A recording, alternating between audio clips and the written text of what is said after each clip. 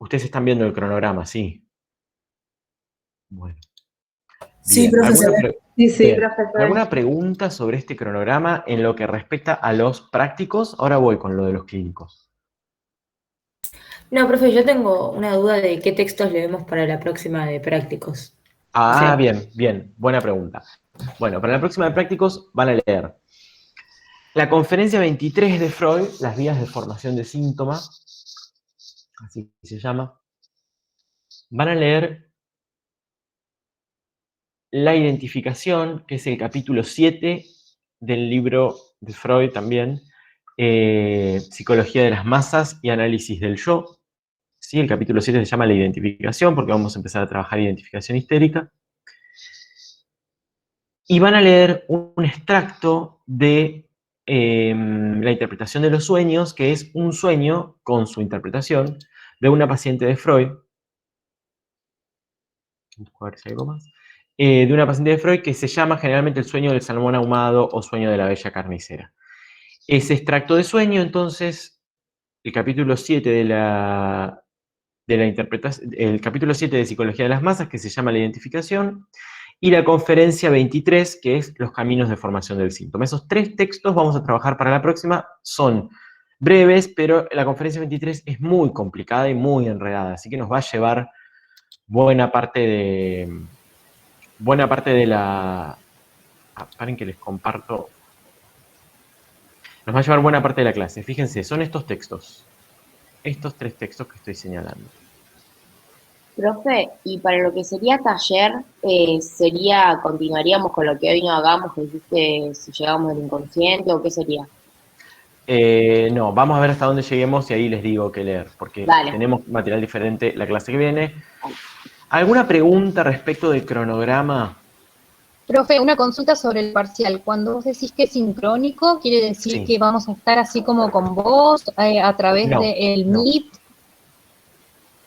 Estamos viendo porque el año pasado lo hicimos por Moodle y fue un desastre porque el Moodle no soporta tanta cantidad de gente. Así que lo que vamos a hacer en este parcial es probablemente, el parcial va a consistir en un caso, ¿sí? Que no es ninguno de los casos que ustedes trabajaron en la cursada, es un caso específico para el parcial. En general es breve el caso, no es larguísimo, no es el historial de Dor, es un caso de 1 o 2 páginas, y una serie de preguntas teóricas a contestar respecto de ese caso. Obviamente, hay que saber muy bien la teoría para contestarla en relación a un caso, para poder leer esas cuestiones en relación al caso. Nosotros les vamos a mandar el caso con unos días de anticipación, ¿sí? A todos ustedes, lo van a tener en la plataforma. Y el día del parcial les vamos a mandar las preguntas, ¿sí? Por mail. Probablemente. Hay que ver qué mail vamos a usar. Bueno, todavía no lo terminamos de definir a eso. Y ustedes van a responder probablemente también por mail, ¿sí? Con la respuesta a esas preguntas. No va a ser por videollamada, no va a ser, no. Ustedes van a tener una serie de preguntas, las van a responder en un documento de Word y me van a enviar un mail con esas respuestas. En el horario pautado para el parcial. ¿Sí? Que probablemente sea de 10 a 12, todavía no lo hablamos, pero en general es sábado de 10 a 12.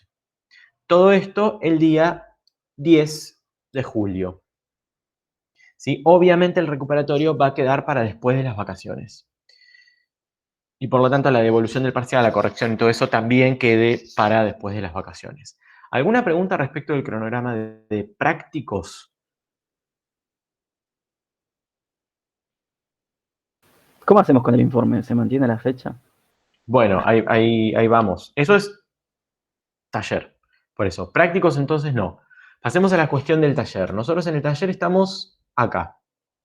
Hoy tendríamos que terminar de ver Histeria de Angustia con el texto de lo inconsciente y ver un caso actual. Yo voy a privilegiar el caso actual tanto esta semana como la semana que viene. La semana que viene tendríamos que empezar a ver un caso de Freud, que es el caso de la joven homosexual, que es un caso un poco largo. También voy a privilegiar que la semana que viene veamos un caso actual porque necesito que ustedes tengan casuística para hacer el informe. Aguárdenme un segundo que conecto a la computadora y ya estoy.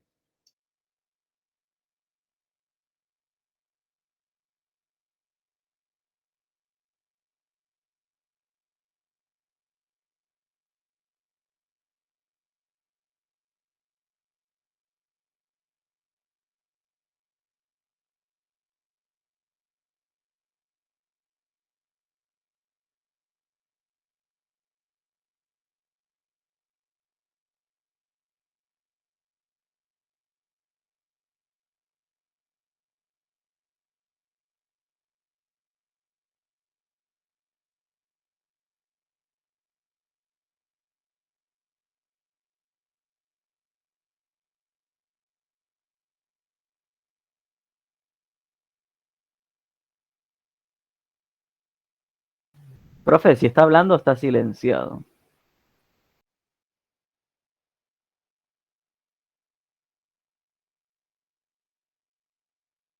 Perdón, estaba hablando y estaba todo silenciado. Vuelvo a repetir. La evaluación del taller es un proceso, ¿sí? Y como tal tiene una serie de instancias. Fíjense que la evaluación, la primera instancia finaliza el 26, pero ustedes ya unos días antes pueden ir entregando, va a estar abierto para que entreguen. Lo primero que van a hacer es entregar el informe con las pautas que nosotros vamos a establecer la semana que viene, ¿sí? Acá. La semana que viene vamos a establecer las pautas. Para el 26 ustedes tienen que entregar el informe, acá. Ese informe no es algo muy largo, es un informe en relación a los casos que hemos visto, los que vamos a ver hoy y los que vamos a ver la semana que viene, con cierta consigna particular que ya vamos a trabajar la semana que viene. Una vez que ustedes lo entregan, va a haber una actividad que les voy a explicar mejor cómo se hace también la semana que viene, que es el comentario por pares. Cada uno de ustedes tiene que comentarle el trabajo a un compañero y ver si las pautas de evaluación, ya sea las pautas más formales como las pautas más teóricas, como si esas pautas están respetadas en el trabajo de su compañero. Y le tienen que hacer una devolución en una parte del Moodle que yo les voy a especificar cómo es y que yo voy a poder ver. Entonces yo voy a poder ver el trabajo que entregó cada uno en primera instancia, lo que sus compañeros le fueron devolviendo, ¿sí? Cada uno tiene que tener al menos una devolución y tiene que devolverle a al menos un compañero, ¿sí? Y después de eso, cada uno va a tomar las devoluciones de sus compañeros y va a volver a entregar el informe, contemplando, teniendo en cuenta las devoluciones que sus compañeros les hicieron. Yo voy a corregir esa entrega final. Igual voy a pispear las demás, obviamente, pero voy a corregir la entrega final, ¿sí? Esto es un proceso que dura una semana y la idea, ¿sí? Con este proceso, igual lo vamos a ver mucho mejor, vamos a explicar su fundamentación, cómo funcionó el año pasado, quédense tranquilos, por eso falta cierto tiempo. La idea de este proceso es que puedan tener cierto intercambio con el material ya más o menos elaborado, ¿sí?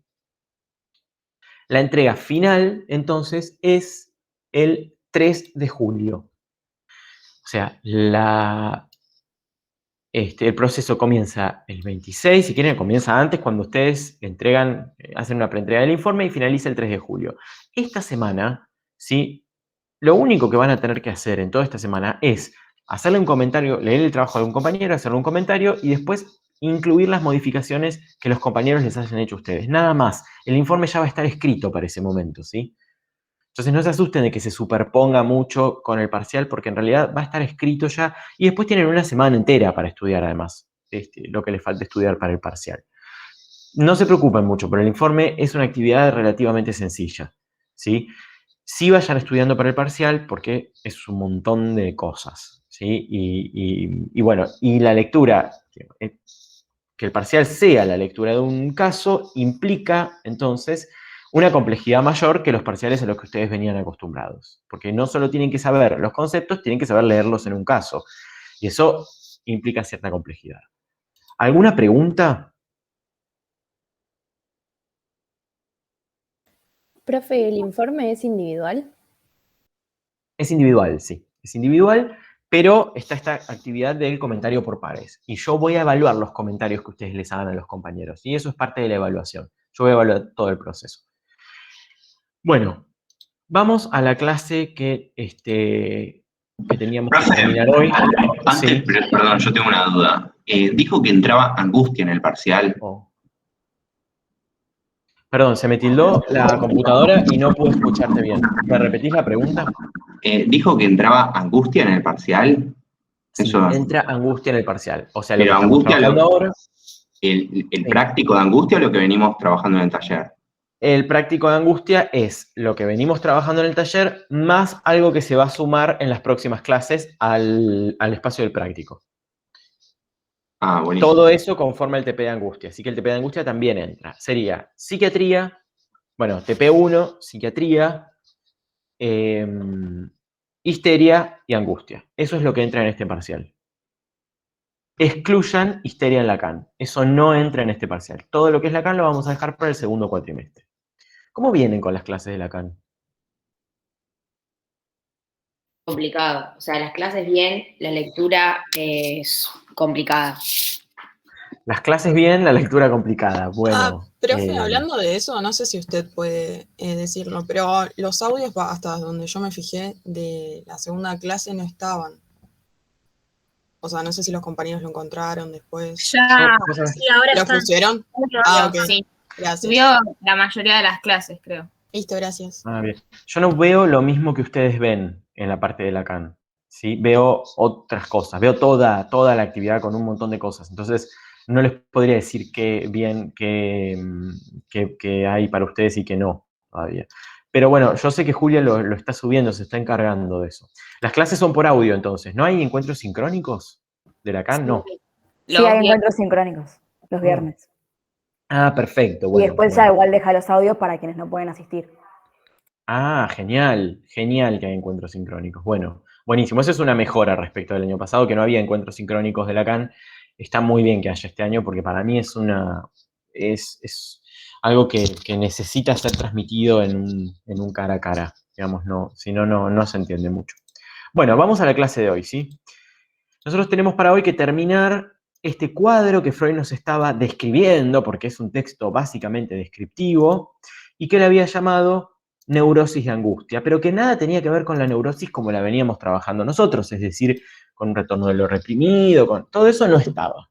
Había una serie de síntomas que correspondían a una mala aplicación de energía, ya sea por malos hábitos sexuales, o también podemos empezar a suponer, como hace Freud ya al final de su carrera, que hay algunas cuestiones traumáticas que pueden incidir en este tipo de presentaciones. Nos habíamos quedado en los ataques de angustia, que ustedes habían dicho muy bien que correspondían con lo que era el ataque de pánico. No habíamos descrito de cualquier manera los tipos de ataques de angustia. Y justamente el cuarto punto, para Freud, tiene que ver con describir los tipos de ataque de angustia. ¿Cuáles son estos tipos de ataques de angustia que Freud describe en el punto 4? Fíjense que cada uno tiene que ver con una función corporal que esté alterada, una función específica del cuerpo alterada. Por supuesto, en la práctica se presentan más de una función alterada en general. A veces hay una sola, a veces hay muchas más. Pero es interesante cómo lo presenta porque hay algunas cuestiones que nosotros, por sentido común, no pensaríamos que son ataques de angustia y sin embargo lo son. Bueno, ¿cuáles son esas funciones que están alteradas? Lo cardíaco, la respiración, el sudor, temblores, hambre. Son un montón, sí. Comienza con cardíaco y respiración porque son las más comunes, ¿sí? Lo más común de alguien que tiene con un ataque de angustia es que diga que tiene palpitaciones, arritmia, taquicardia, que son los 3 síntomas que marca Freud. ¿Por qué? Lo vamos a ver cuando veamos inhibición síntoma de angustia. La angustia va relacionada a ciertas descargas en el cuerpo y tiene mucho que ver, depende mucho de lo que sucede en el pecho, con la respiración y con la actividad cardíaca. Tiene una explicación para Freud, que es biológica, que él la da en la conferencia 25, que ustedes leyeron en teoría psicoanalítica, no nos vamos a meter con eso. En general, la angustia se siente como una opresión en el pecho, ¿no? En un ataque de angustia se puede sentir de muchas maneras. Taquicardia, arritmia, palpitaciones y algunas otras formas más, ¿sí? De afección en lo cardíaco. Fíjense que sigue la respiración. ¿Qué le sucede a la persona que tiene un ataque de angustia con la respiración durante ese ataque?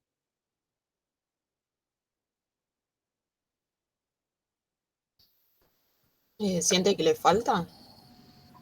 O sea, como que le falta En el aire. general es muy bien, que siente que se ahoga, ¿no? Hay alteraciones como disneicas de la respiración. Freud dice algo interesante respecto de la posición del paciente respecto del síntoma.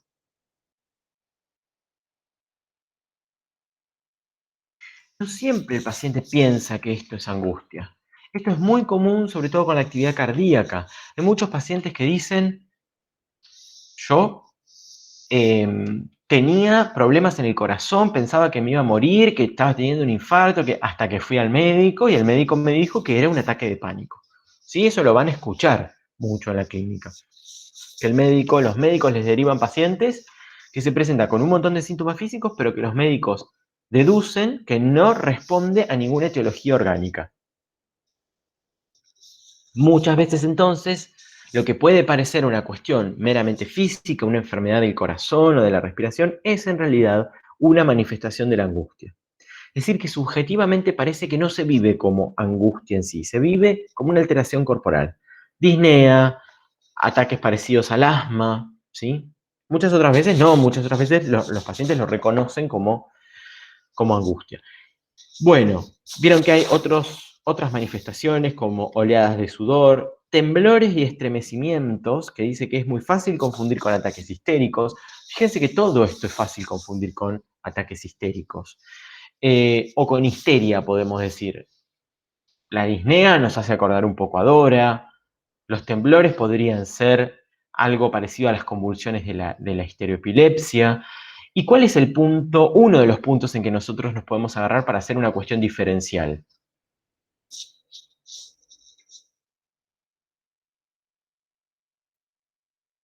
No es precisamente la presión de angustia, la presión, la presencia.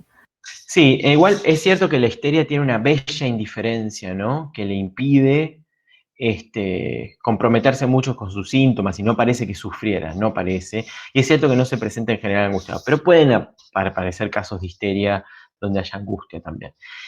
La cuestión, me parece a mí, es que los síntomas de la histeria persisten, tienen una persistencia. Esto que hablábamos son conservadores. Incluso los ataques persisten de manera igual en el tiempo porque tienen una subrogación simbólica que estos síntomas no tienen. Entonces, por ahí, en el primer ataque, uno no puede distinguir muy bien. Ya después, cuando esto se empieza a repetir, uno ahí puede empezar a trazar una diferencia entre un ataque o verdaderos ataques de angustia y lo que podría ser un ataque histérico o una conversión que no sea por ataque, ¿sí? Más crónica. Bueno, ataques de hambre insaciable. Esto pasa un montón en la clínica. Es re común ver personas que tienen ataques de angustia, que culminan, ¿sí?, en una necesidad imperiosa de comer. Pasa, no sé por qué, no encuentro la explicación, pero sucede, ¿sí? Tal vez para algunas personas los calme comer, no lo sé. Aparece. Bueno, diarrea, además, ¿sí? Esto es muy común que lo nombren los pacientes que tienen ataques de angustia, las alteraciones, todo tipo de alteraciones en el aparato digestivo, sobre todo diarrea, vértigo locomotor. Esto es muy importante. ¿Por qué? Porque ustedes saben lo que es el vértigo. ¿Como un mareo? Muy bien, como un mareo muy fuerte. En general, las personas que tienen un vértigo orgánicamente determinado, que puede ser neurológico, puede ser a nivel del oído, dicen que las cosas, que todo lo de alrededor da vueltas, que no. Bueno, ese no es el tipo de vértigo del ataque de angustia. No es que todo lo de alrededor da vuelta y que la realidad parece que gira y que se tienen que acostar en la cama. No es eso. El vértigo de la angustia es un vértigo locomotor en el punto en el que siente que se caen. Siente que se caen, se tienen que sentar, porque siente que se les aflojan las piernas y que no pueden seguir caminando. No es una afección locomotriz específica. No es que las piernas fallan. Es la sensación de que las piernas están fallando, de la posición del propio cuerpo. Bueno, lo de las llamadas congestiones no sé qué es, francamente. Y después habla de ataques de parestesia, como algunas sensaciones extrañas en los órganos. Yo eso lo dejaría fuera porque es muy difícil hacer un diagnóstico diferencial con síntomas histéricos y con síntomas psicóticos de un tipo parecido. Así que yo no lo tomaría mucho en cuenta, no es algo común en los ataques de angustia que aparezcan parestesias. Bien, nos da otra característica del ataque de angustia, otra forma en que puede aparecer, y es el terror nocturno. Esto tiene un nombre. Actualmente es bastante conocido el terror nocturno, tiene un nombre. Parálisis de sueño, no sé. Parálisis de sueño, muy bien. Una de las formas en que se presenta el terror nocturno es esa parálisis. Hay otras, como pesadillas recurrentes, etc. Pero una de las formas en que se presenta es la llamada parálisis de sueño, ¿sí? No sé si alguien sabe lo que es la parálisis de sueño y lo quiere contar. ¿Qué tal? Es horrible. Sí, es muy común.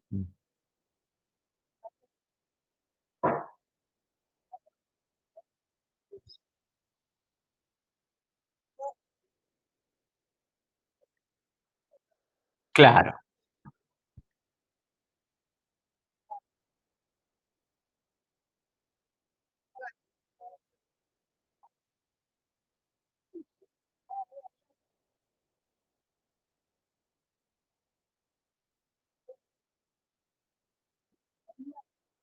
Claro.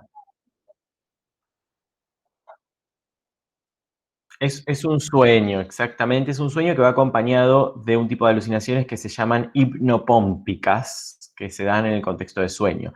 Bueno, esto es muy común, sí, de hecho hay una figura tradicional que es el íncubo o súcubo, que es una especie de monstruo que se para en el pecho, ¿no? En algunos folclores, que se refiere a esto que Carolina nos contaba recién, ¿sí? Que se experimenta. Ojo con esto, porque esto no tiene siempre una etiología psíquica, y esto puede ser una cuestión orgánica, no siempre las parálisis de sueño tienen que ver con una neurosis de angustia o con una etiología psíquica, ¿sí? Así que no desconozcan que todos estos síntomas pueden ser en realidad síntomas de alguna etiología. Juntos no, obviamente si aparecen todos juntos, está claro que se trata de una neurosis de angustia.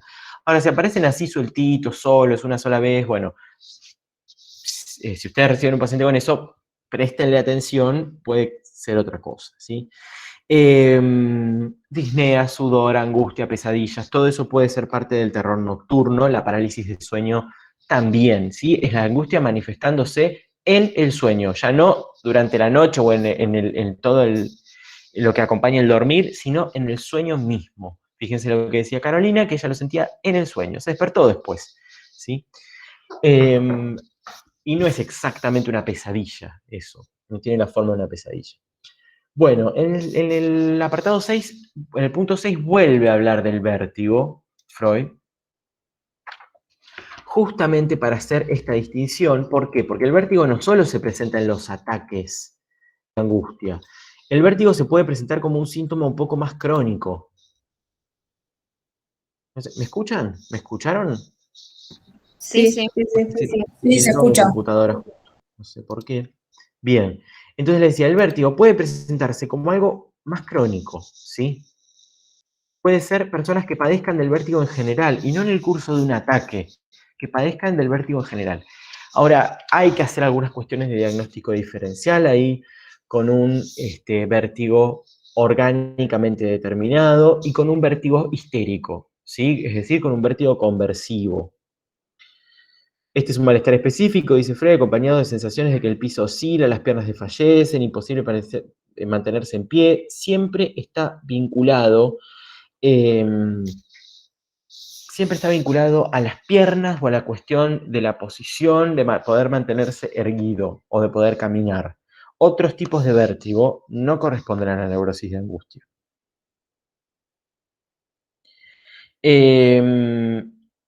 Puede haber algo del desmayo en juego. Freud, otra etiología más interesante de desmayo e inhibición, síntoma de angustia, no lo vamos a tomar a eso. En el punto 7 habla de fobias típicas. Ojo con esto. Fíjense que fobia es un término más que nada descriptivo. Lo que hoy vamos a ver, si llegamos en el capítulo 4 de lo inconsciente, son fobias, es un comportamiento que descriptivamente lo podríamos llamar fobias, pero que tiene el nombre de histeria de angustia, ¿sí? Porque son fobias que están determinadas por un proceso inconsciente, que cumplen las reglas de un síntoma neurótico. Son fobias muy específicas que llamamos atípicas, ¿sí? Atípicas, que corresponden a cuestiones vinculadas al vivenciar de cada persona, a cuestiones sexuales reprimidas, hay una sustitución en juego, que ahora vamos a nombrar. Estas fobias de la neurosis de angustia no tienen nada que ver con eso. Estas fobias son miedos muy específicos a cuestiones típicas y comunes, pero exacerbados.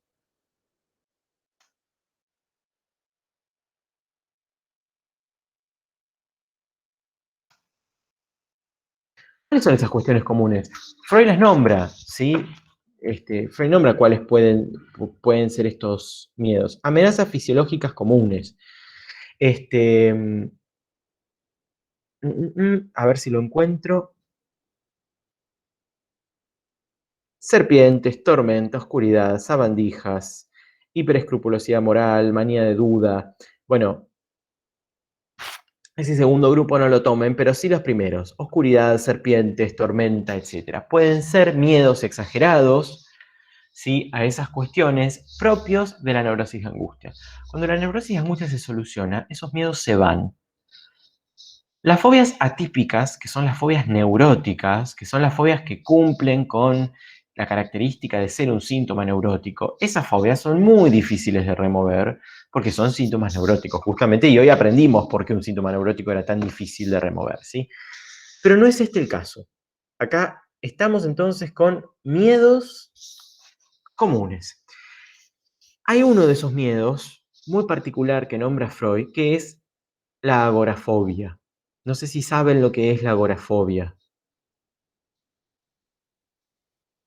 ¿Miedo a las arañas? No. Un Yo espacio la No. tengo entendida tener un miedo como a un un miedo espacio. Perdón, Sil, seguí. ¿Terminaste? Seguí. Yo decía que era miedo a un espacio abierto, pero no te escuché lo que decías vos, justo. No, a mí me Bien, parecía es que eso. por lo que escuchaba era como eso, sí, medio a espacios públicos, como a la gente o a salir de la Bueno, casa y eso. no a la gente, no a la gente. Es un miedo al espacio abierto. Muy bien, es un miedo a los espacios abiertos. A salir Puede de la ser, casa también, ¿sí? puede Bien, a ser espacios también a la abiertos, a salir de la dificultad casa. de, perdón, Sí. puede ser a la dificultad también de poder salir de esos espacios abiertos, como refugiarse en algún lado. Eso puede que esté secundariamente bien, porque acá Freud nombra algo de la tormenta en relación a eso también, los rayos. Bueno, lo importante es que es un miedo a los espacios abiertos y a salir de la casa. Son las dos cosas, depende de cada paciente. Estos miedos, fíjense, no necesariamente son miedos neuróticos, no son síntomas necesariamente. Pueden ser parte de este cuadro, pueden ser parte de un cuadro de angustia y por lo tanto ceder cuando la angustia cede. ¿Sí? Son fobias típicas. ¿Qué quiere decir entonces que son fobias típicas? Freud lo dice.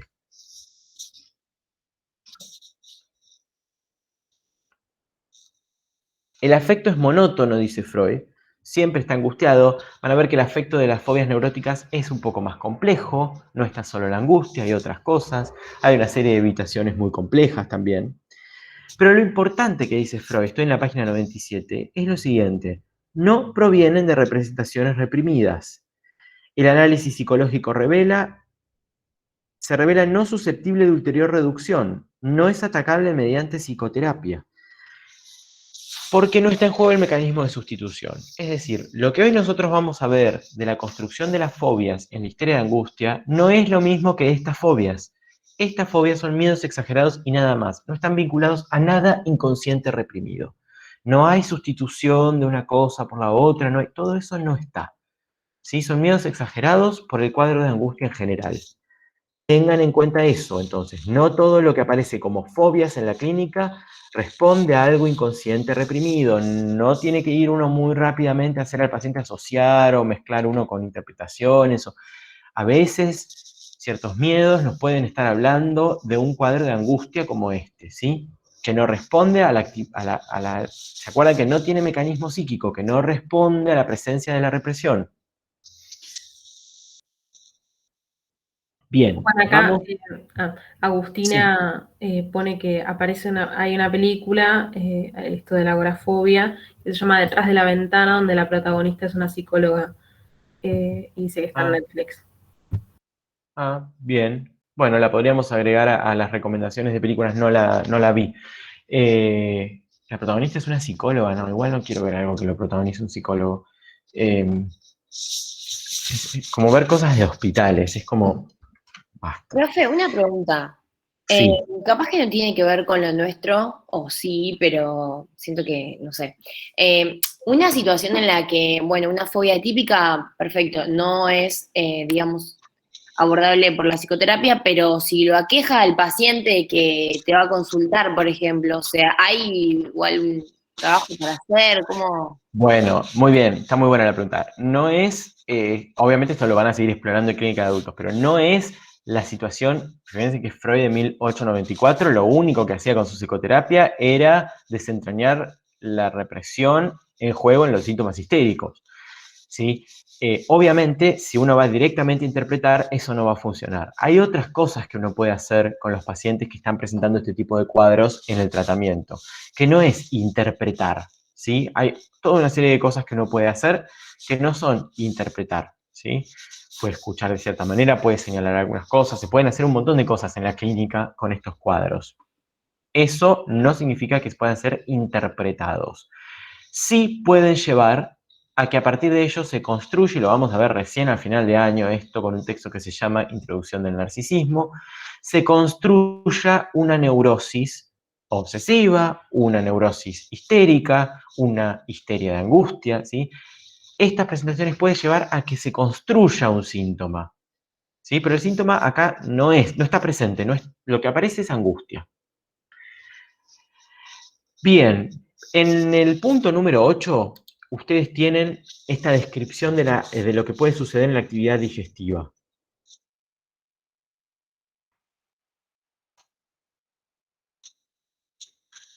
En el punto 9, de la que hablamos hoy, hay muchas manifestaciones, no solo la diarrea, no solo el hambre, hay otras manifestaciones, ¿sí? Vinculadas, y la expectativa angustiada muchas veces está vinculada a la actividad digestiva, a estas transformaciones que pueden sobrevenir repentinamente en la actividad digestiva, y los pacientes empiezan a tener también miedo a salir, etcétera, en relación a esta actividad digestiva.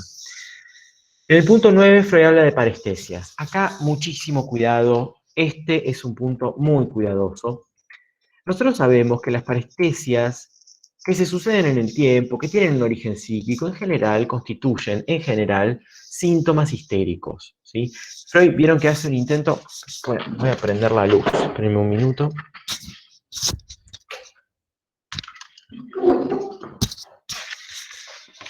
Freud hace acá la comparación de estas parestesias con los síntomas histéricos. ¿Y cuál es la diferencia que él sitúa con los síntomas histéricos?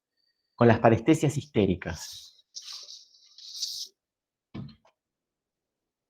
¿Se acuerdan lo que es una parestesia? Lo dijimos ya.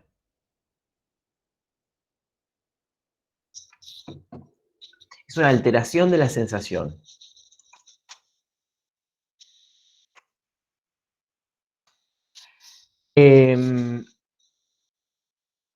Estas alteraciones obviamente pueden estar en la histeria, brazos paralizados, etcétera, todos esos síntomas tan típicos, conocidos de la histeria de conversión freudiana.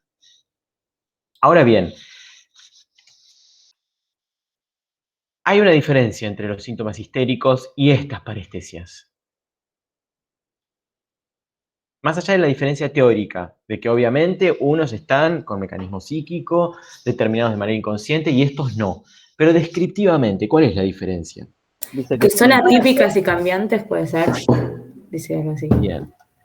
Porque engaña diciendo que es una suerte de conversión, pero no, son atípicas y cambiantes, ¿sí? ¿Y el ¿No síntoma sigue histérico cómo el es? sistema nervioso, puede ser, profesor? ¿No sigue la ¿Cómo? lógica Perdón. del sistema nervioso? Las de la histeria tampoco, ¿eh? No, justamente así descubre Freud que se trataba de una etiología psíquica, porque no seguían la anatomía del sistema nervioso. Sin embargo, acá son atípicas y cambiantes, mientras que en la histeria, ¿cómo son los síntomas?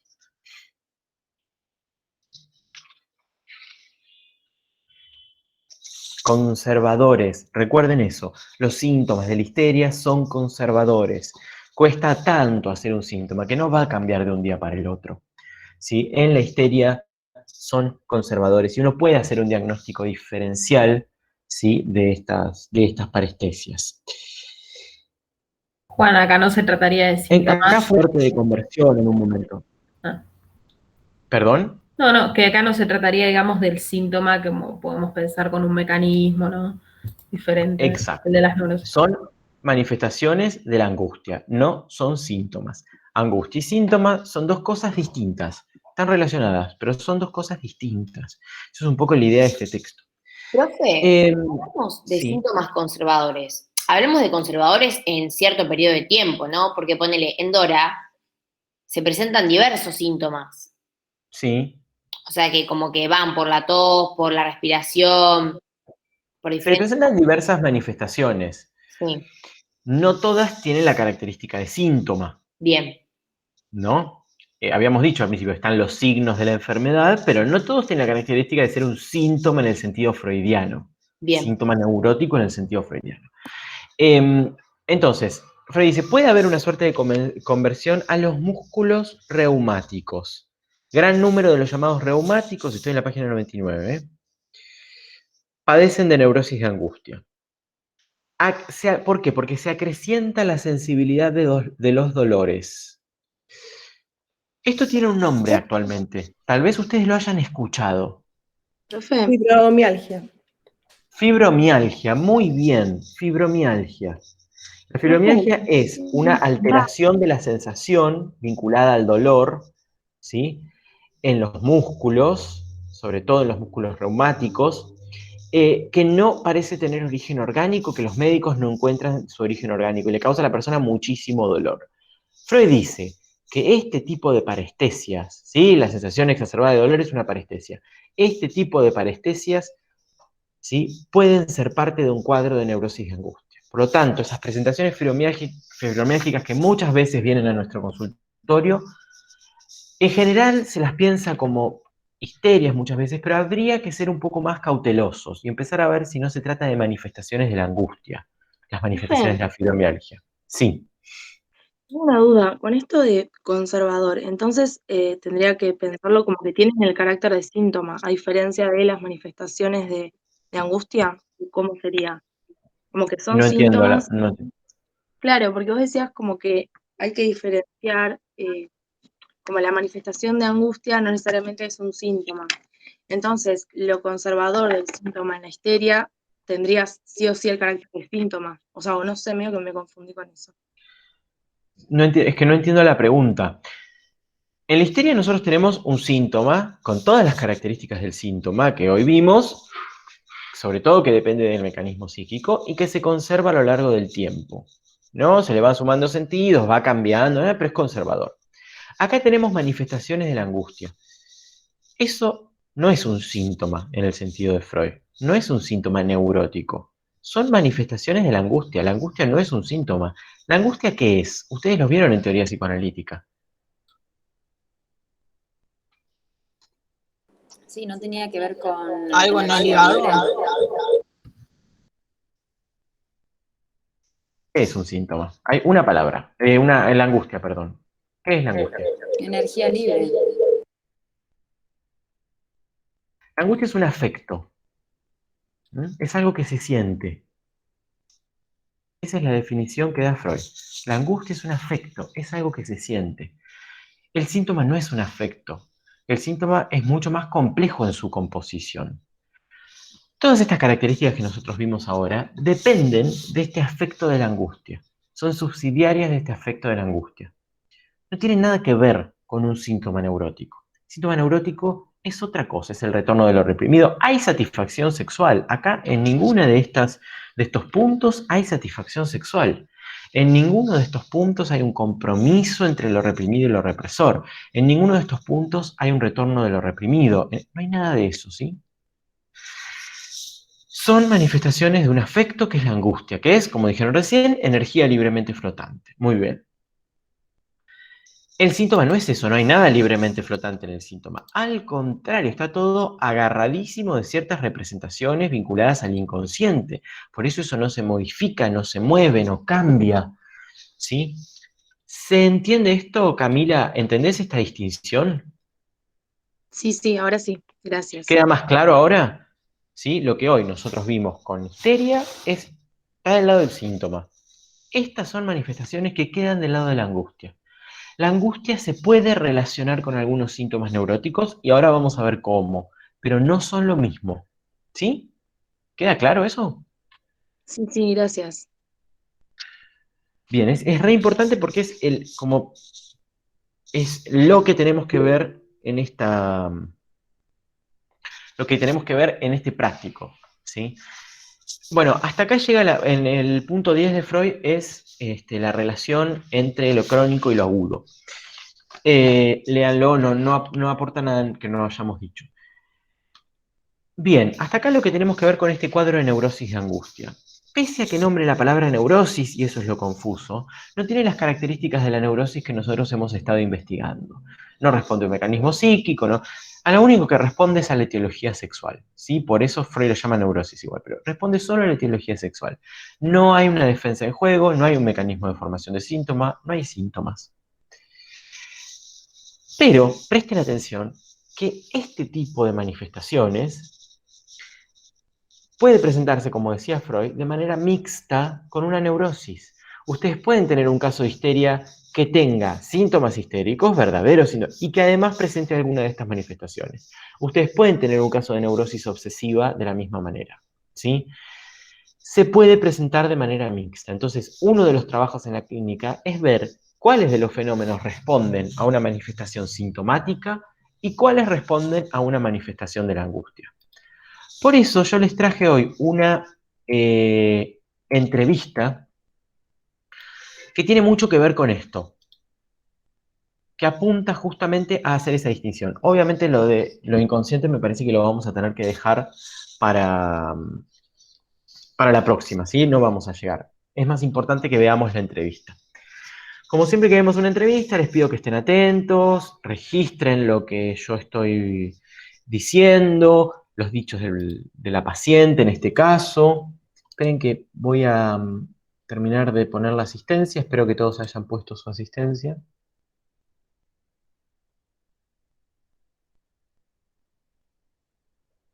Acá. Bueno, este caso es un caso para discutir, ¿sí?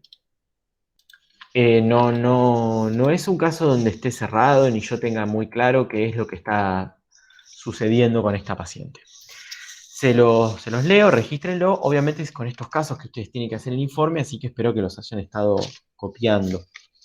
Bueno, la paciente se llama Carla y tiene 29 años.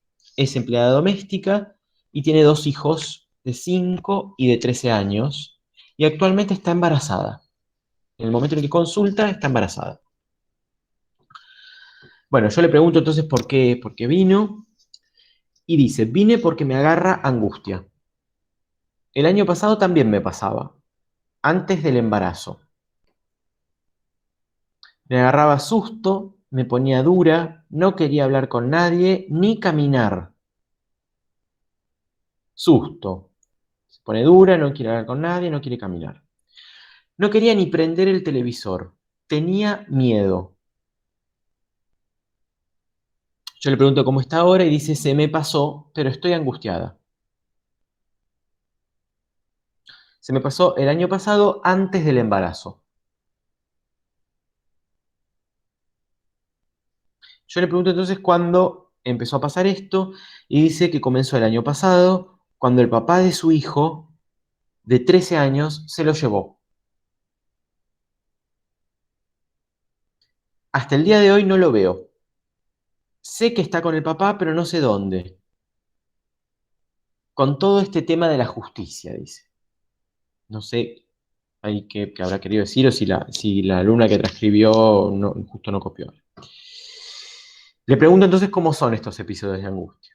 Dice, son de repente. El año pasado fue más fuerte. Me ponía dura, no quería que nadie me hable. Tenía miedo a que me pase algo de la nada, a que me pase algo.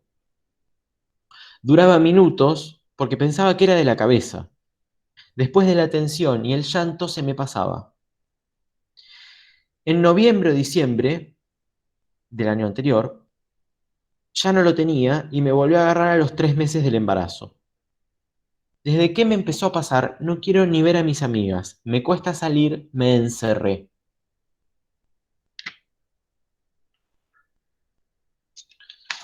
Le pregunto por este encierro y dice, me agarró enojo con la vida. Me encerré. Me molestaba todo el mundo, hasta mis amigos. Yo tengo que empezar a salir, al nene de 5 lo estoy encerrando conmigo y él también hace tratamiento.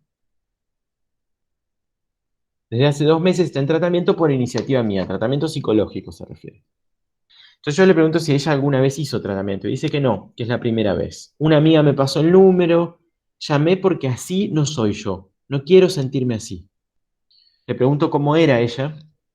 Dice, tenía una vida social, siempre estaba para los demás, salía con amigas.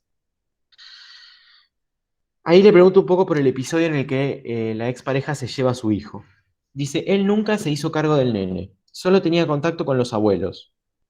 Llaman del colegio que mi hijo se había cortado y llaman a los abuelos no sé por qué. Entonces el padre lo retira del colegio al nene y desde ahí no lo vi más. A mí no me avisa nadie de esto. Llamo a los abuelos y me dicen que el padre se lo llevó. Hice la denuncia y me dijo el padre que a las 18 horas lo llevaba a mi casa y nunca más apareció. Fíjense que hace como un año de esto. Le pregunto qué piensa de esta cuestión. Dice, el nene iba a los 6 años a la psicóloga por problemas de conducta. Estamos hablando del de 13. Yo veía que la familia de mi ex lo manipulaba. Le decían que al papá no lo veía porque trabajaba mucho y que yo era una loca. Nosotros siempre los malos de la película, porque yo siempre le puse límites al nene. Primero empezó con el celular porque vi que tenía un grupo en WhatsApp con pibes de 20 y pico de años, mucho más grandes que él. Entonces se lo hice eliminar al grupo. Después agarró el Facebook. Yo le tenía que controlar por las cosas que pasan. Yo le pregunto ahí, ¿qué cosas pasan? Y ella dice, con todo este tema de los degenerados. Él me contó que salía con una chica y que ella le mandaba fotos de cómo se cortaba. Y él en la escuela se quiso cortar. Tenía que poner los límites, yo no podía obligar al padre a que se haga cargo de él, siempre había problemas con todo, y el padre le dijo que yo no lo dejaba que viera al nene, o sea, que él, el padre, no viera al nene, y eso es mentira, dice ella. Ahí yo estaba con una residente, la residente le pregunta de nuevo por la angustia. Y dice que sentía cosas en el pecho, ansiedad. Dice. Pienso en eso y me cuesta dormir.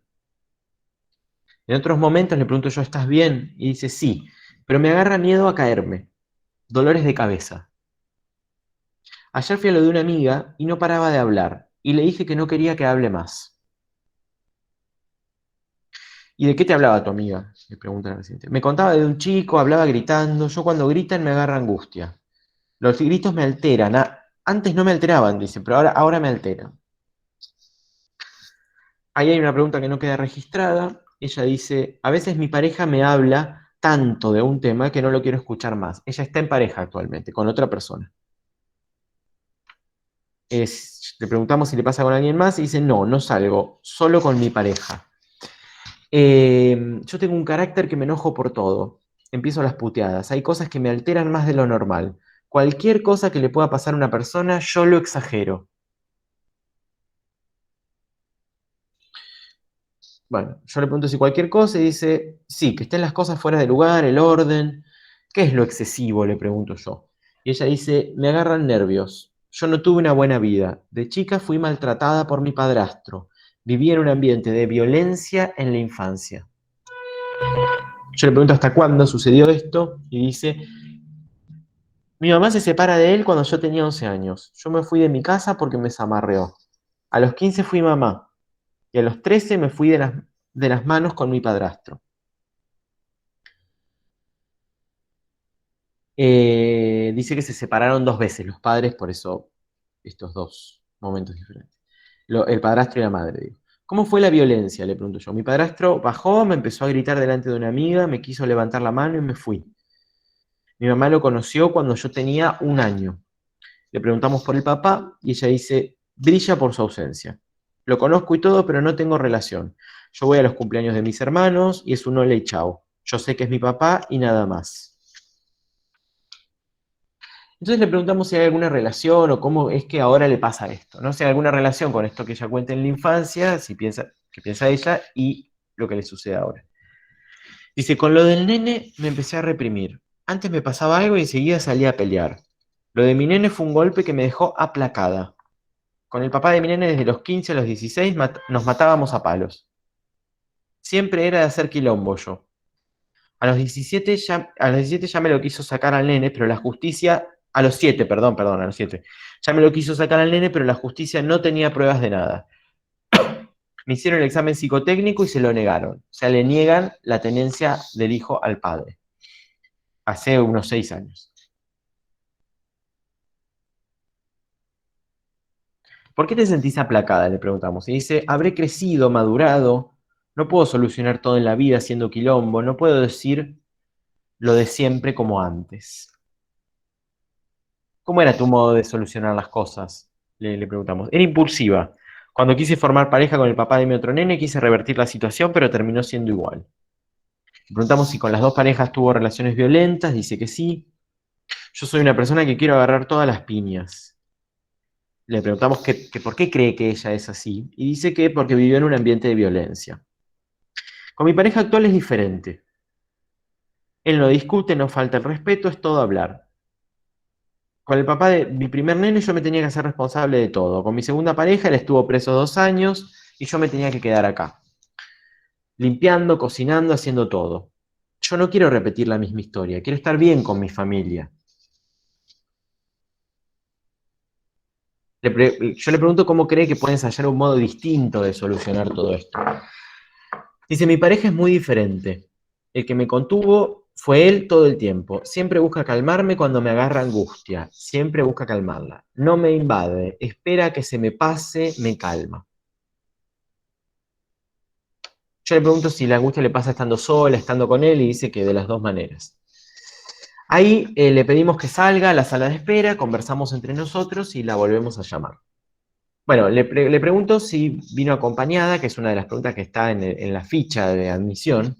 Dice, no, me costó salir de casa y por eso me vine en un remis, porque me da miedo caminar sola.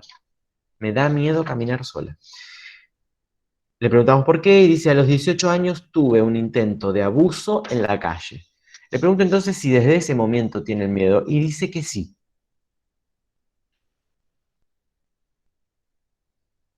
¿Nunca fuiste al psicólogo o al psiquiatra? Le pregunto, no, dice ella. Le pregunto si consumía alcohol, drogas, y dice, sí, todas. Cuando le pregunto si consumía droga. Pregunto un poco más, si consumió mucho, etc. No, cada tanto, dice. Dejé de consumir cuando mi nene, el más chico, tenía 5. Cuando conocí a la pareja de mi nene, a la pareja, bueno, al padre de mi hijo, dejé la joda. Solo fumaba marihuana y tomaba. Y entonces, ¿cuándo dejaste la marihuana y dejaste de tomar? Antes de estar embarazada. Le pregunto entonces cuál es su expectativa en relación al tratamiento. Y dice, sentirme bien, cambiar lo que me pasa de la angustia. También quiero estar bien para mi familia, porque yo soy responsable de ellos. Si me aguanta mi pareja es porque me debe querer mucho. Tengo que resolver un montón de cosas. Yo ahí le digo que bueno, que está bien, que está admitida para el espacio psicológico, que sería un espacio para preguntar, saber qué es lo que le pasa.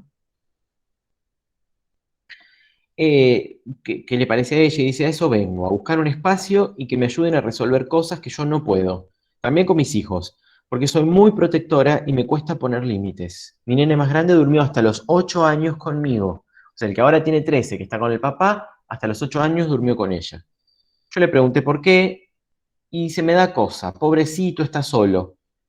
Es lo que yo pienso. O capaz, yo me siento sola. Bueno, y ahí le doy el teléfono del servicio, le digo que llame para ver cuándo está su turno y cuándo tiene un profesional asignado, o que puede pasar por el servicio. Y dice, no, voy a llamar por teléfono, porque yo nunca salgo, ¿no?, de su casa. Esto es previo a la pandemia, sí, importante saber eso. Esto es previo a la pandemia.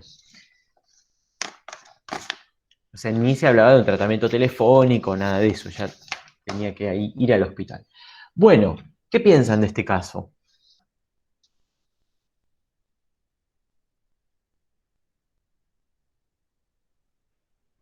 A mí me llamó la atención lo del final cuando le preguntaste si, no, cuando ella dijo por qué, o sea, como dormía con el nene porque está muy solo, pobre, bueno, capaz yo me siento sola, como que bueno, es medio al final, tipo, ¿Y qué te pero, llamó la atención de eso?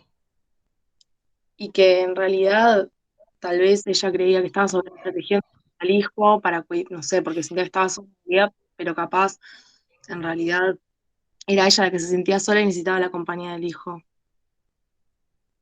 Ella dice eso. Ahora, ¿ustedes qué resaltarían en primer plano como el malestar de esta persona? ¿De qué sufre Carla? De que no puede hacer lo que quiere o de ser como quiere en realidad. Ella ¿Por dijo qué? que se reprimía. Bueno, pero ¿por qué no puede hacer las cosas que quiere? Por angustia y miedo. Claro, lo que está en primer plano, el fenómeno, digamos, que está en primer plano vinculado a su malestar, es el de la angustia. Ya sea una angustia un poco más crónica, cuando ella se siente mal, siente algo en el pecho, ya sean ataques, ¿no? Parece que el año pasado la angustia sobrevenía por ataques.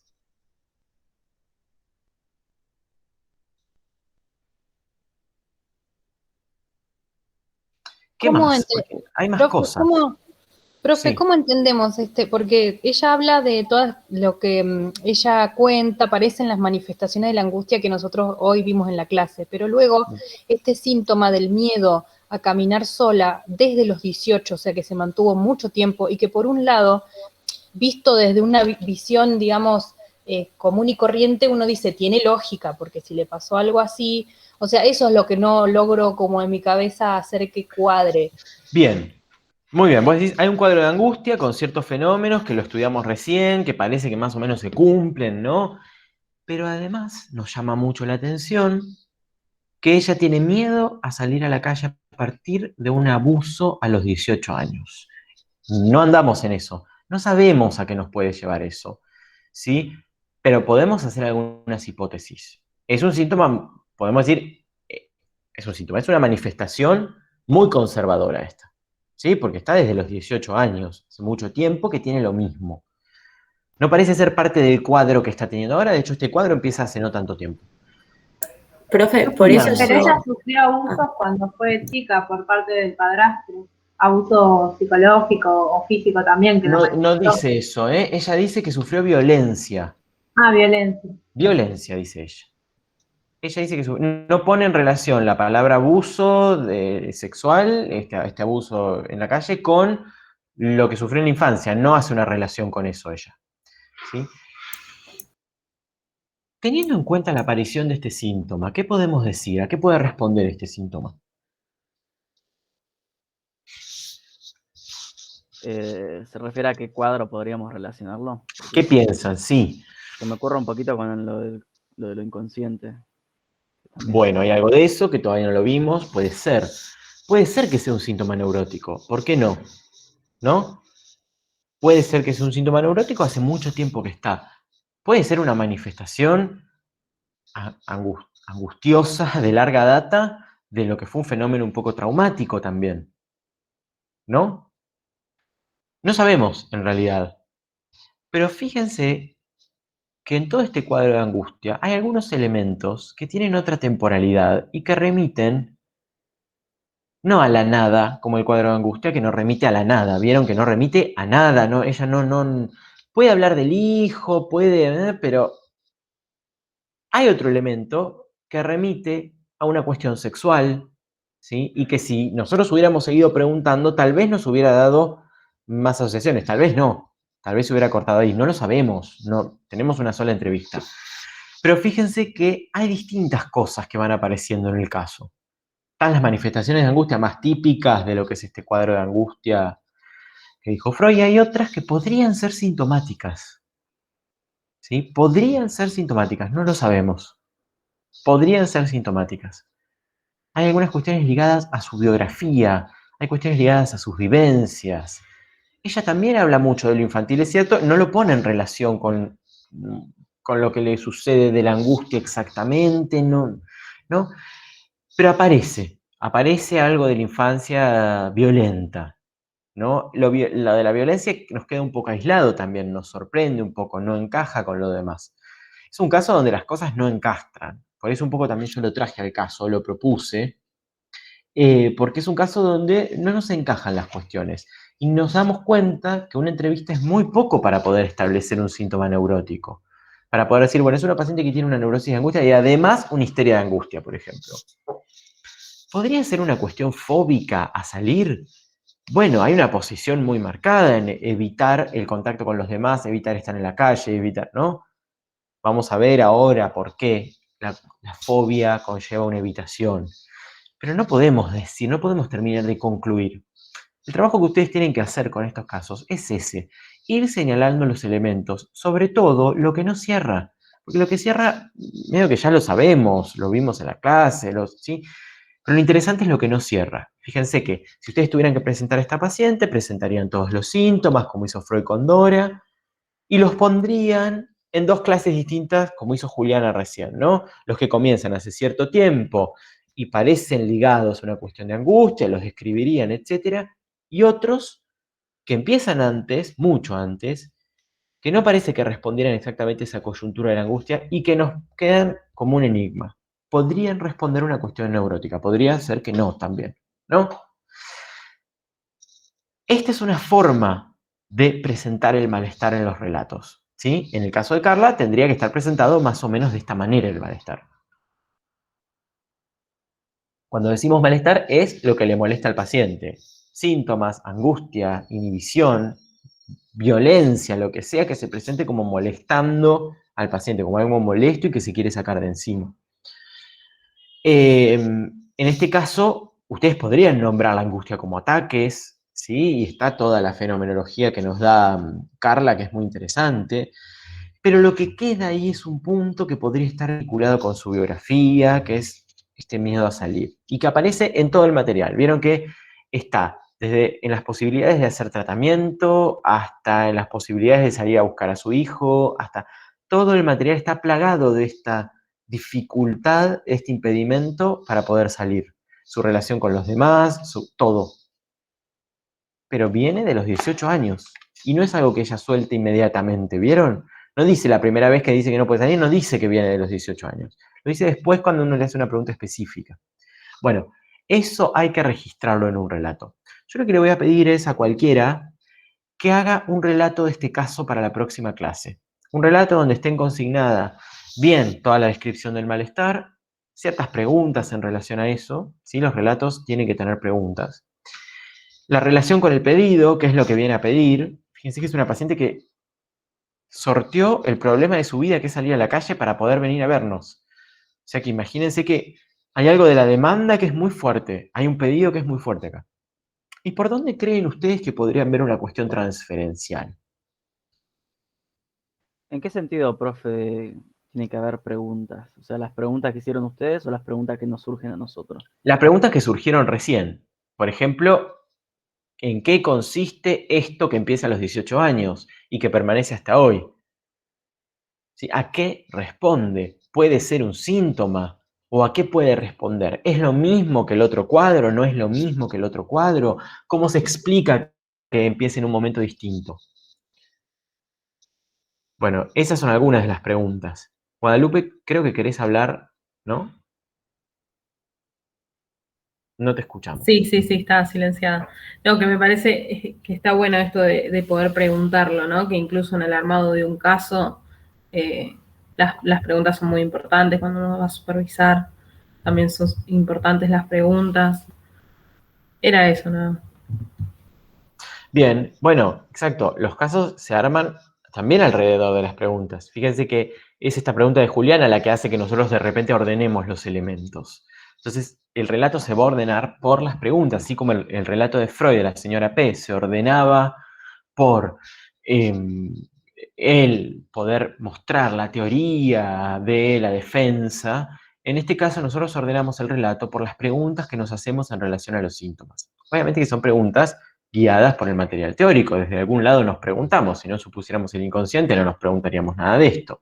Diríamos, la paciente tiene un cuadro de angustia compatible con un trastorno de ansiedad, bla, bla, bla, y fue. ¿Sí? Nos hacemos estas preguntas porque tenemos una idea de que son cuestiones diferenciales a nivel del aparato psíquico, ¿sí? Lo que es una presentación por la histeria de angustia, que es lo que vamos a ver a continuación, y lo que es una presentación por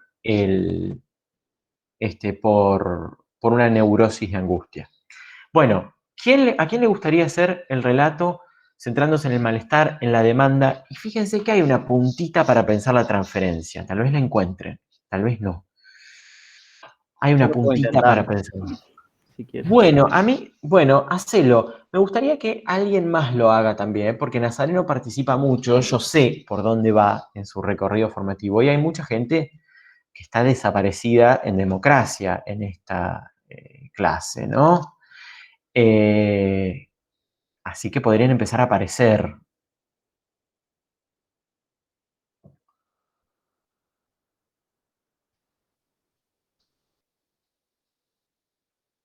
Lo mismo, digamos, quien quiera lo puede hacer al reto, pero quiero a alguien que se comprometa a leerlo la clase que viene, que no sea de los que participan comúnmente.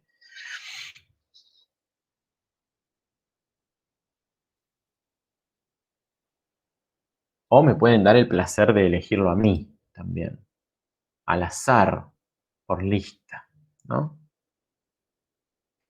Vamos, dale, no quiero hacer eso. Profe, yo puedo colaborar también.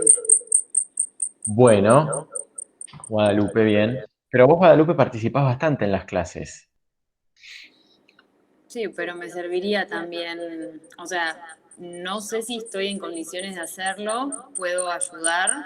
Y Dale. si alguien se quiere incorporar y sumar también, No, bárbaro. bueno, hacelo vos. Yo te veo doble, no sé por qué. Estás como Sí, conectada dos porque veces. tengo la cámara que tiene el micrófono, pero no me anda, entonces tuve que abrir el celular para poder tener micrófono. Por Bien, eso. bueno, estás desdoblada. Bueno, bien. Guadalupe, Nazareno, bienvenidos a sus relatos. ¿Alguien más? Profe, yo no tengo problema, pero no me quiero comprometer mucho porque no sé si va a llegar por una cuestión de tiempos. Pero Bueno, hasta donde llegues. ¿Puede ser, Camila? Hacelo hasta donde llegues. ¿Sí? Fíjense que ordenen el malestar, ordenen la demanda. Fíjense cuál es la posición de esta paciente. Sí, medio enigmático. ¿Cuál es la posición subjetiva de esta paciente frente al otro, frente a la sexualidad?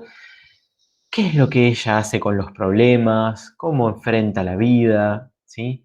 Y fíjense si pueden rastrear además una quinta cuestión, que son las discontinuidades. Es decir, los acontecimientos, los momentos de quiebre en su biografía que implican un antes y un después. Nosotros no pensamos que la biografía es algo continuo, sino que hay momentos específicos de quiebre, ¿sí? Traten de rastrearlos, fíjense si los encuentran, si los pueden ordenar y si tienen algo que ver con el malestar. Recuerden que el malestar es lo que guía la cuestión, las preguntas van por ese lado en general, pero todo lo demás entonces debe estar relacionado a eso. Los momentos de acontecimiento, de quiebre, fíjense si los pueden encontrar en este caso, ¿sí? Hagan ese ejercicio. Cualquier otra persona que quiera hacer el relato, hágalo, ¿sí? Háganlo Profe. también. En la clase no le vamos a poder dar espacio a leer muchos relatos. Sí. Si quiere, yo también lo puedo armar por si alguno de los compañeros que se ofreció no llega. No tengo problema. Bueno, ármalo, Tomás. Dale. Bueno, vamos a hacer una cosa. La clase que viene vamos a leer los de Tomás y los de Camila. Si hacemos tiempo, también leemos o trabajamos los de Guadalupe y Nazareno, ¿sí? ¿Les parece que a mí me interesa más ver por dónde van los compañeros que todavía no han aparecido en escena? Bueno, tenemos 18 minutos. Saben lo que voy a hacer en estos 18 minutos, ¿no? En estos 18 minutos vamos a empezar el otro texto de Freud. Yo sé que están re quemados, yo también, ¿eh? Pero después si nos atrasamos es una tortura. Realmente atrasarse con el cronograma es lo peor. Esto es el presente. Ahí está, vamos. Bueno, una entonces manifestación de la angustia es este cuadro del que hablamos hoy de neurosis de angustia. Lo que va a explicar Freud acá, en el capítulo 4 de lo inconsciente, es el proceso por el cual se produce una histeria de angustia. Y fíjense que a nivel del fenómeno, la histeria de angustia sí coincide con la fobia a nivel de lo descriptivo. ¿Sí?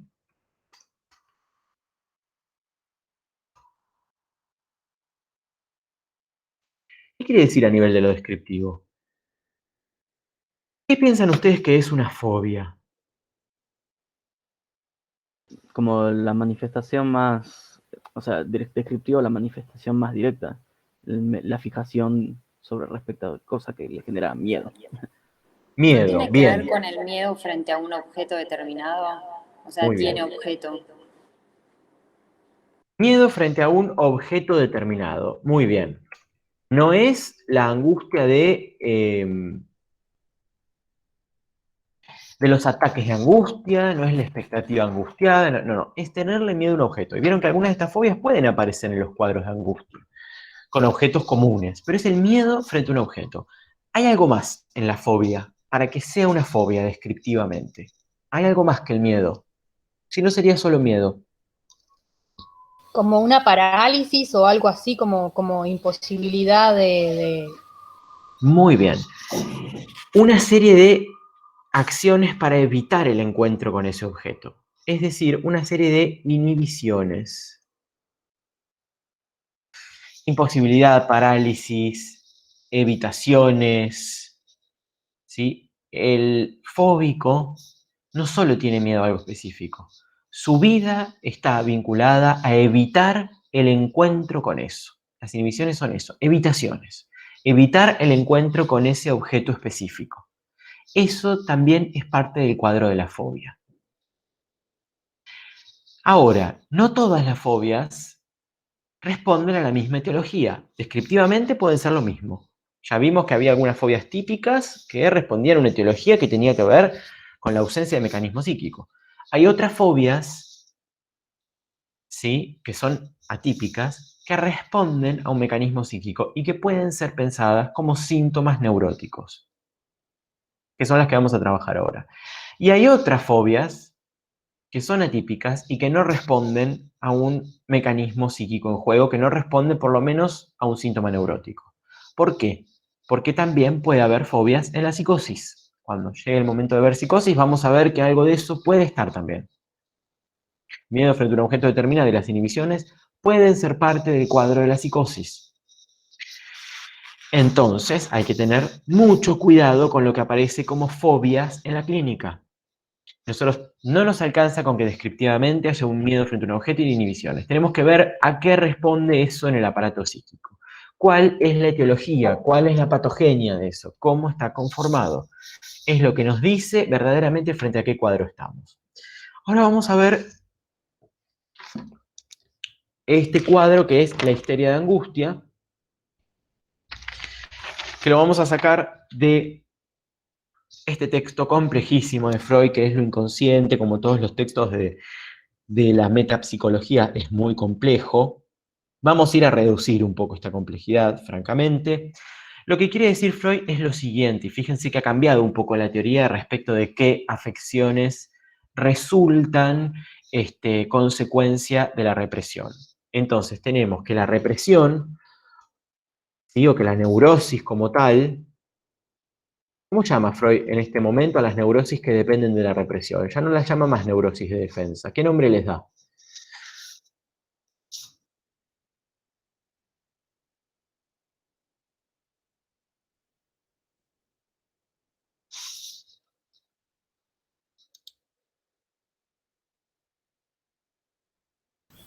Neurosis de transferencia, ¿no? Muy bien, neurosis de transferencia. Se llama neurosis de transferencia. Estas neurosis de transferencia son la neurosis obsesiva, la histeria de conversión, que es la que vimos hoy, neurosis obsesiva vamos a ver el cuatrimestre que viene, y la histeria de angustia. Freud llama histeria de angustia a las manifestaciones fóbicas que tienen un origen en la represión. O sea, todas estas neurosis de transferencia, ¿qué quiere decir neurosis de transferencia? Que está en juego el mecanismo de defensa de la represión.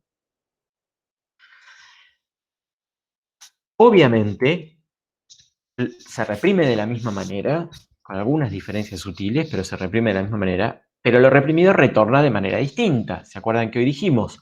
Etiología sexual, mecanismo de mecanismo psíquico, el mecanismo de defensa es igual para toda la estructura, el mecanismo psíquico es distinto para los diferentes tipos clínicos. Y en estos tipos clínicos, en este tipo clínico particular, que es la histeria de angustia, tenemos que ver cómo es el mecanismo, que es lo que vamos a ver ahora. Es decir, cómo retorna lo reprimido. Este mecanismo de la represión y del retorno de lo reprimido, de la composición del síntoma de la histeria de angustia, de la composición del miedo más las inhibiciones, este mecanismo tiene 3 fases. En una primera fase, lo que sucede es que había una emoción sexual inconsciente. Yo estoy, ya les digo la página, está todo muy condensado en unas pocas páginas, por eso estamos en el capítulo 4, está todo más o menos condensado entre la página 178 y la página 180. ¿Sí? Estamos por ahí. En esta primera fase empieza como empiezan todas las neurosis. ¿Cómo empiezan todas las neurosis? ¿Cómo empieza el problema en la neurosis? ¿De algo infantil es? ¿O está hablando de Bien, bueno, es de algo infantil, pero ¿qué es lo que pasa con eso infantil? una emoción sexual reprimida? Una emoción sexual, ¿sí? Vamos a decir, bueno, vamos a ahorrarnos de reprimida porque está reprimida originariamente, podemos decir, pero una emoción sexual quiere realizarse, quiere transponerse en la conciencia, en la motilidad, quiere realizarse. Pulsa por realizarse esa emoción sexual.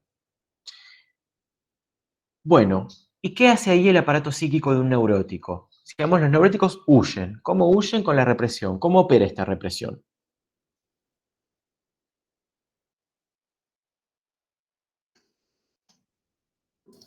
¿Se le sustrae la investidura a la representación?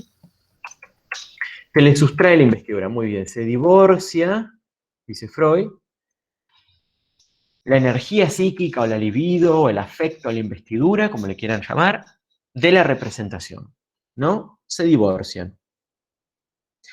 La representación pasa ¿a dónde? ¿Cuál es el destino de esta representación? Al inconsciente. ¿No? Bien. Entonces la representación va a parar al inconsciente. Es tratada ahora con investidura inconsciente. No desaparece, está ahí, también pulsa por realizarse, pero permanece alejada de la conciencia. ¿Qué sucede con la investidura, con la libido? Estamos en la primera teoría de la angustia que ustedes ya la conocen por teoría psicoanalítica. ¿Qué pasa con la libido cuando uno reprime? Es una especie de... en este caso no sé si era como una especie de sublimación, porque se va a otro, se mueve a otro. No, sublimación estamos pero muy lejos de la sublimación. Lo más lejos de la sublimación creo que es esto. ¿Qué pasa con la libido? ¿No va a parar a otra representación? No. Eso después. Pero ¿qué es lo que sucede automáticamente con la libido que queda suelta en el aparato? Lo dijeron hoy, ¿eh? La libido que queda suelta en el aparato. Le sacamos la representación al inconsciente. La libido queda suelta, dando vueltas. Queda suelta y da angustia. Exactamente, se transforma en angustia. Primera teoría de la angustia, la transformación automática de la libido en angustia a partir de la represión. Tenemos un problema más, entonces. Lo que queríamos solucionar, que era mantener inconsciente esta emoción sexual, nos termina trayendo un problema. Y es que la angustia se presenta libre. ¿Cómo creen que se puede ver esto en la clínica? Clínicamente. Estamos hablando de cuestiones metapsicológicas, pero clínicamente, ¿cómo lo vemos a esto? ¿Qué fenómenos hay? No son los que dijimos hoy. Freud lo dice ahí. Parecidos a los que dijimos hoy, no todos. Freud lo dice en una frase. No sé si está bien, pero supongo que tiene que ver con esta idea de sentirse angustiado frente a no saber qué. Exactamente. Entonces, en la clínica, ¿sí? Sentimos angustia, vemos un paciente angustiado, no sabemos ante qué. Pero fíjense que no es lo mismo que la neurosis de angustia. Clínicamente puede parecer muy similar y vayan a hacer un diagnóstico diferencial, es muy difícil. Pero ¿cuál es la diferencia? No clínica, ¿eh? Todo el mecanismo inconsciente subyacente de divorcio. Exacto, muy bien, muy bien. Acá ya está operando el mecanismo psíquico inconsciente. Entonces, esto puede parecer descriptivamente en la clínica que es similar, pero si uno presta atención, pone la lupa, va a encontrar que hay un mecanismo psíquico en juego, mientras que en los otros casos no. Ahora bien, las cosas no quedan en esta fase porque seguimos teniendo el problema de que El paciente se siente angustiado, los pacientes se sienten angustiados. El problema persiste. Entonces el aparato intenta domeñar ese monto de angustia. ¿Qué hace con esa energía que está libre? ¿La liga a otra representación? Muy bien, la liga a otra representación. ¿A qué representación? ¿A una sustitutiva? Bueno, fíjense que si uno se pone finito con el cuadro anterior, el de la neurosis de angustia, uno podría decir que también ahí se tiene un miedo exacerbado a una cosa, otra cosa, y que eso también es la sexualidad flotando ahí. ¿Cuál sería la diferencia?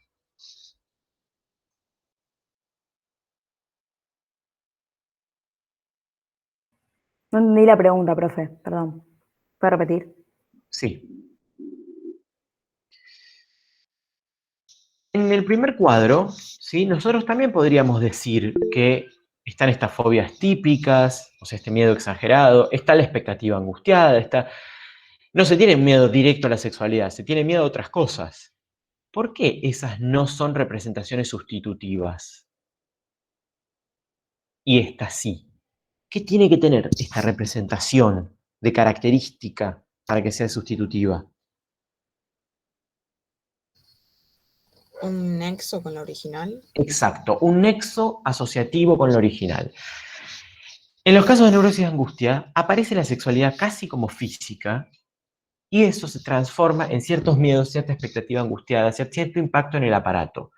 Acá no, acá ha operado la represión. Hay una representación que está mantenida en el inconsciente, cosa que en el otro caso no pasa.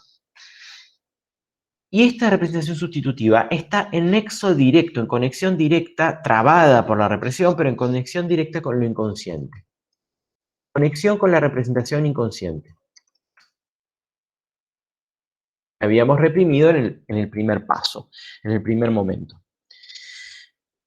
Tiene cierta distancia asociativa, dice Freud, porque si no tuviera distancia asociativa, esta también sería rechazada, ¿sí? Entonces no es una obviedad, ¿sí? No es que tengo una emoción de amor incestuoso hacia mi padre y después se transforma en miedo hacia mi padre. No funciona así, porque eso sería muy obvio, ¿sí? Entonces, esta sustitución es una sustitución compleja, pero que lleva de un camino, hace todo un recorrido asociativo hasta la representación inconsciente. Que obviamente que no sea muy parecida a eso reprimido, que haya una verdadera sustitución, es lo que hace que pueda ser tolerada por el aparato psíquico. ¿Qué es lo que empieza a hacer en este segundo momento entonces? Porque la idea es que esta representación sustitutiva actúa de contrainvestidura. Palabra horrible de Freud, pero lo que quiere decir contrainvestidura es que está ahí justamente para mantener a raya. ¿Se acuerdan que el proceso represivo no es de una vez y para siempre, es constante? Y esta representación sustitutiva está ahí para mantener a raya aquello inconsciente. Entonces, supongamos que había una emoción de amor incestuoso hacia el padre. Eso se reprime por insoportable, paciente angustiado, hasta que de repente le empieza a tener miedo a los caballos. Ahora bien, nada a nosotros a priori nos lleva de los caballos al padre. ¿Sí? No hay, y el sujeto menos, le tengo miedo al caballo, punto. No tiene nada que ver con la emoción sexual, ni mucho menos. Lo que encuentra Freud es que todo este miedo a los caballos está ahí tapando, haciendo fuerza contraria para que no emerja la emoción libidinal. ¿Se entiende? Por eso actúa de contrainvestidura. ¿Se entiende esto? No, profe, yo no entendí. ¿Qué parte no entendiste? O sea, no entiendo tampoco. como que si lo que hace es como una fuerza contraria, por eso dice que está todo el tiempo gastando energía. Claro, exactamente. El caballo, o sea, la representación sustitutiva, está puesta ahí justamente para tapar el acceso de lo otro, para tapar el acceso de esa emoción insoportable en relación al padre. Pero a la vez tiene una relación con ello. O sea, Una relación muy lejana, asociativa, por eso el psicoanálisis es tan difícil, porque el paciente no pone en relación inmediatamente una cosa con la otra. Está años acostado en un diván para poder desarmar un síntoma, ¿no? La relación es, esa cadena de conexión es muy lejana, ¿sí? ¿Se entiende eso? Es parecido a la figuración en el sueño, que aparece disfrazada. Exacto. Es muy similar, es lo mismo en realidad, es el proceso primario actuando. Entonces el padre acá está como una representación, el caballo, perdón, está acá como una representación del padre, pero el sujeto no se da ni cuenta, ¿sí? Simplemente le tiene miedo a los caballos. De lo otro, del amor al padre, se olvidó, quedó reprimido eso, no está. Pero eso no quiere decir que la conexión no esté hecha, ¿sí? Y que pueda ser levantada en algún momento. ¿Ahora se entiende un poco mejor? Sí, gracias, profe. Se entrama por vía asociativa con la representación rechazada. ¿Cómo se llama este mecanismo en Freud? Desplazamiento. Desplazamiento, muy bien. Se va de una asociación a otra, de una representación a otra, por vía asociativa. ¿Vieron que dice que esta investidura cada vez más empieza a ser una fuente autónoma de angustia? Ahora tenemos otro problema más, y ya corto con esto y terminamos la clase que viene. No sé cómo prefieren que haga. Si tienen otra clase y corto ya, o si quieren quedarse 5 minutos y vamos con la tercera fase. Por mí terminemos. Yo Sí, creo que a va mí a ser también. mejor cortar porque somos 60 y no sabemos quién cursa algo y quién no. Esa gente debería hablar, entonces, si Sí, quiere. yo me tengo que ir, profe. Bueno, bien. Entonces, hay gente que se tiene que ir. Termino acá la segunda fase y terminamos. Cada vez más, entonces, va a ser la representación sustitutiva un problema. Se nos vuelve a agregar la cuestión de que esa representación sustitutiva ahora es la que nos angustia. Primero nos angustiaba la pulsión sexual. Después había angustia libremente frenante. Y ahora, ¿qué es angustia? Se ha ligado a una representación sustitutiva, nos angustia la representación sustitutiva. Fíjense que el problema no se termina de solucionar. No alcanza con estas dos fases. Hay que hacer algo más. Esta fase, podríamos decir, es la fase del miedo. Clínicamente se ve como miedo a algo. Miedo a un objeto. Falta el otro elemento de la fobia, que es el que se construye en la tercera fase, que la vamos a ver entonces la clase que viene. Esperen. Clase que viene entonces tenemos que terminar esto, tenemos que ver dos casos que yo voy a traer, tenemos que hacer el relato, tenemos que leer el relato que van a traer los compañeros, y además, ponele que va a llegar el tiempo, vamos a empezar el caso de Freud sobre la joven homosexual, que yo creo que está en la página, y si no está en la página me avisan y se los cuelgo en el Moodle. ¿Sí? Vamos a ver si podemos empezar ese caso que está muy vinculado a la angustia. Si tienen tiempo, léanlo, si no, no hay problema. Sí o sí lean lo del práctico, porque si no leen lo del práctico, les juro que no se entiende nada de la conferencia 23 si ustedes no leyeron, ¿sí? Bueno, terminamos acá, nos vemos la semana que viene. Buenísimo.